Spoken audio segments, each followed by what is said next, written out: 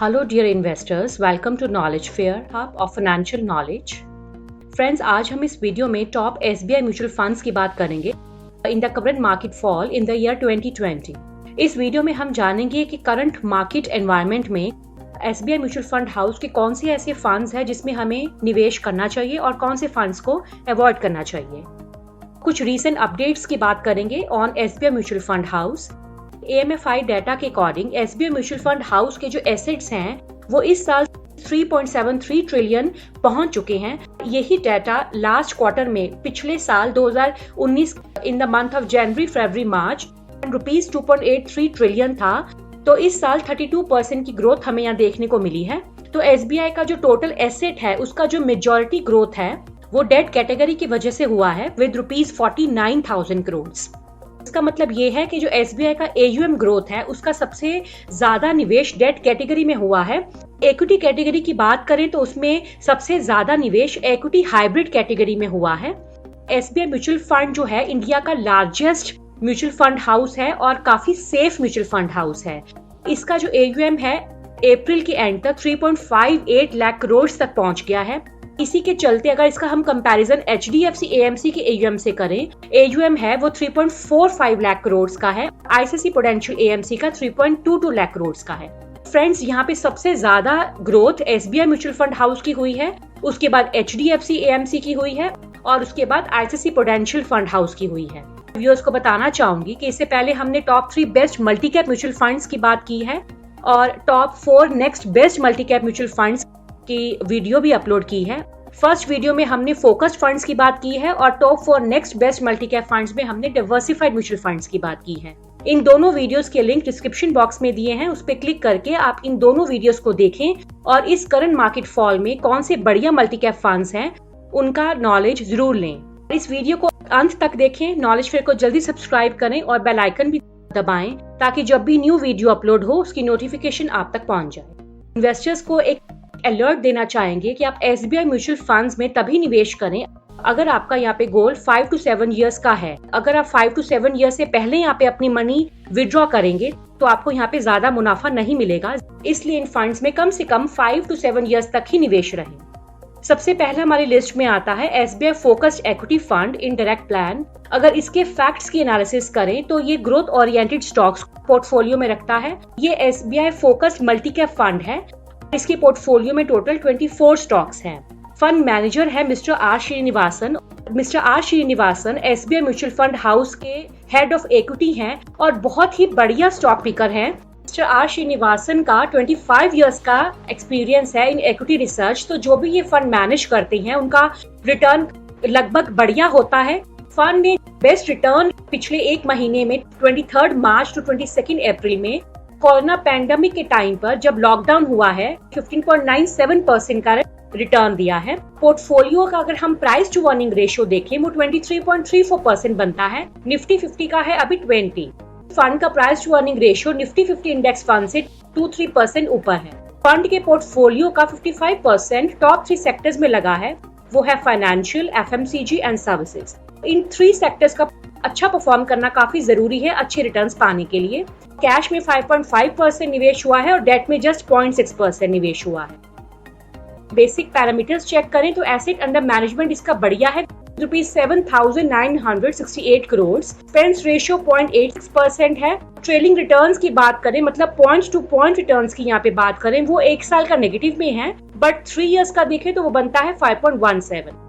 Alpha काम आता है रिस्क रेशियो एनालिसिस करने में। तो अगर इस फंड का अल्फा बहुत अच्छा है, जितना अल्फा फंड का ज्यादा हो उतना अच्छा होता है और इस फंड का है 5.85, तो लगभग 6 इसका अल्फा है। मतलब चढ़ती मार्केट में ये फंड अपने बेंचमार्क से हमें 6% ज्यादा रिटर्न देने की कैपेसिटी रखता है।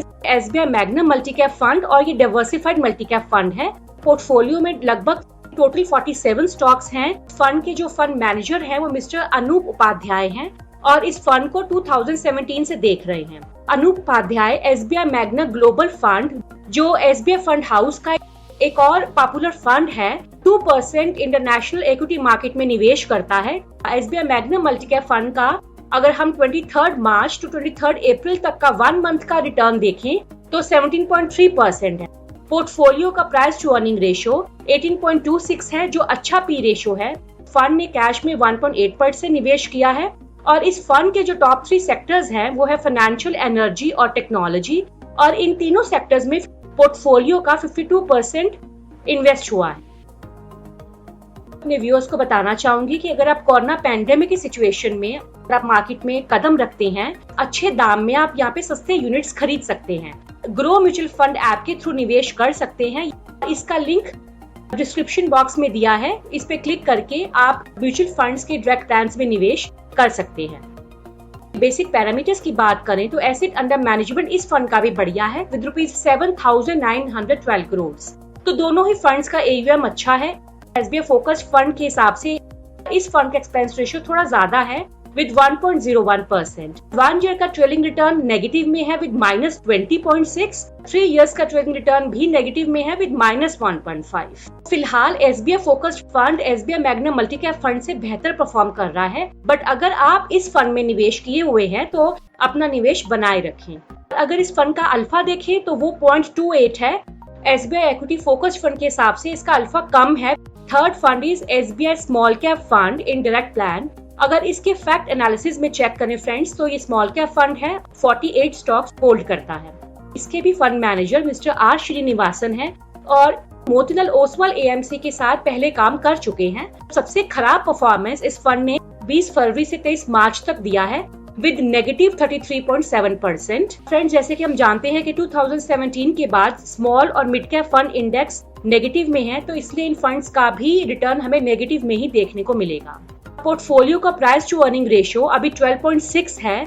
सभी स्मॉल और मिड कैप फंड्स का अगर आप पी रेशियो देखोगे तो वो आपको कम में मिलेगा। इसका मतलब जो ये स्मॉल कैप फंड्स हैं और मिड कैप फंड्स हैं, ये हमें चीप वैल्यूएशंस पर मिल रहे हैं, तो आपको यहाँ पे काफी सस्ते में ये फंड्स निवेश के लिए मिल रहे हैं। डेट में भी निवेश किया है विद 4%।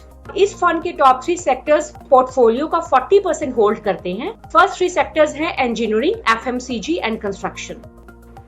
इसके बेसिक पैरामीटर्स में देखें तो इसका AUM 3,280 करोड़ है। फंड के जो फंड मैनेजर है मिस्टर आर श्रीनिवासन इस बात का काफी ध्यान रखते हैं कि उनके स्मॉल कैप फंड का जो AUM है वो बढ़ना नहीं चाहिए। जब जब स्मॉल और मिड कैप फंड्स के AUM बढ़ते हैं तो इस पे फंड्स की परफॉर्मेंस पे बुरा असर आता है। तो इसीलिए कुछ टाइम पहले SBI फंड हाउस ने स्मॉल कैप फंड में निवेश बिल्कुल बंद कर दिया था, बट लमसम स्टार्ट नहीं कर सकते हैं, बट SIP कर सकते हैं। फ्रेंड्स, रेशियो की बात करें वो है 0.92। 1 ईयर का ट्रेडिंग रिटर्न नेगेटिव में है विद -14.5। 3 इयर्स का रिटर्न 0.99 है। जब मार्केट में बुल फेज आता है, जब मार्केट बहुत बढ़िया रिटर्न्स दे रही होती है, तो स्मॉल और मिड कैप फंड्स ही हैं जो टॉप के रिटर्न्स देते हैं।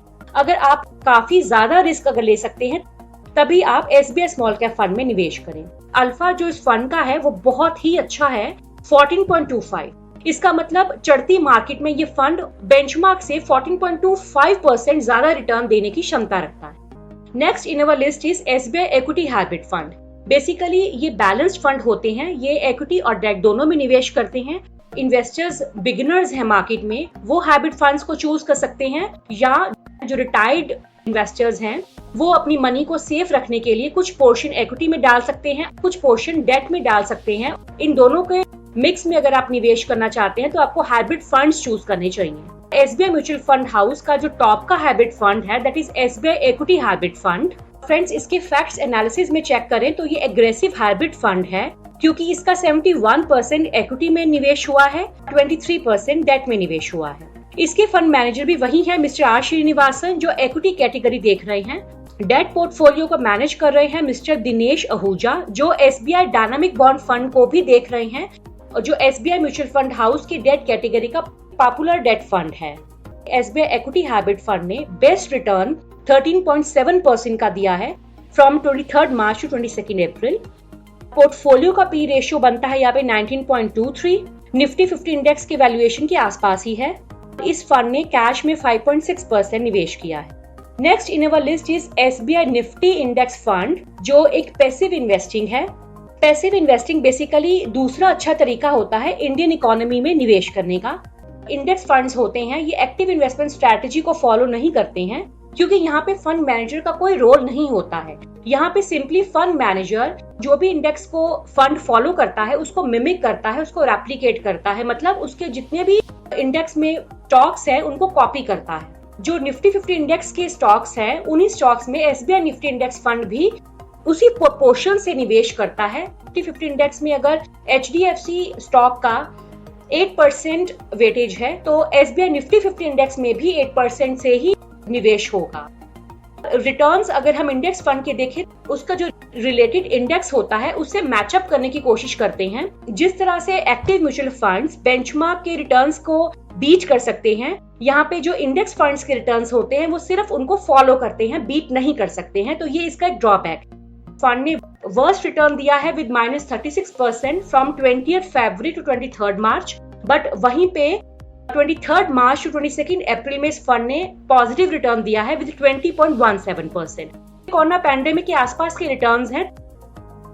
इसके बेसिक पैरामीटर्स में चेक करें फ्रेंड्स, तो इसका AUM ₹782 करोड़ है। क्योंकि इंडेक्स फंड्स को इंडिया में ज्यादा प्रमोट नहीं किया जाता है तो लोगों को इतना अवेयरनेस भी नहीं होता है इंडेक्स फंड्स का, क्योंकि इनके रिटर्न्स बेंचमार्क को सिर्फ रेप्लिकेट करते हैं, बीट नहीं कर पाते हैं। तो इस वजह से भी लोग यहाँ पे इनको निवेश के लिए कंसिडर नहीं करते हैं in comparison to the active funds.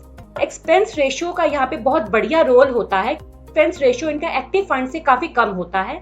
अगर आप एसबीआई निफ्टी इंडेक्स फंड का एक्सपेंस रेशियो देखें तो वो है जस्ट 0.28%।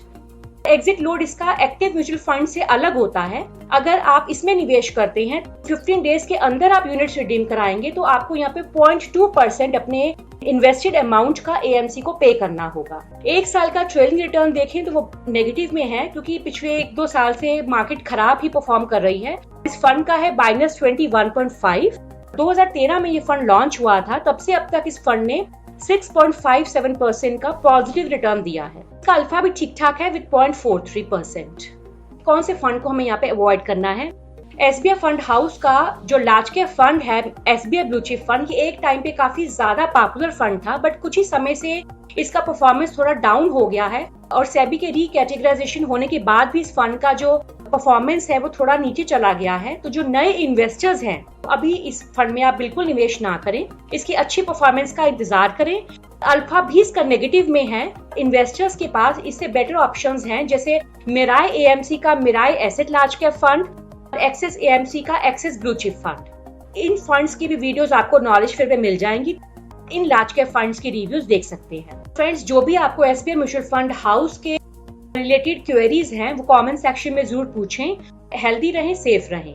फ्रेंड्स, जो भी मेरे यहाँ पे व्यूज मैंने शेयर किए हैं मेरे पर्सनल व्यूज हैं, फाइनेंशियल एडवाइस नहीं है। आप जब भी एसबीआई म्यूचुअल फंड्स हाउस में निवेश करने का सोचें, अच्छे से रिसर्च करके अपने फाइनेंशियल एडवाइजर से पूछ कर करें। नॉलेज फेयर को जल्दी सब्सक्राइब करें और बेल आइकन भी प्रेस करें ऐसी और नॉलेजेबल वीडियोस पाने के लिए। Thanks for watching.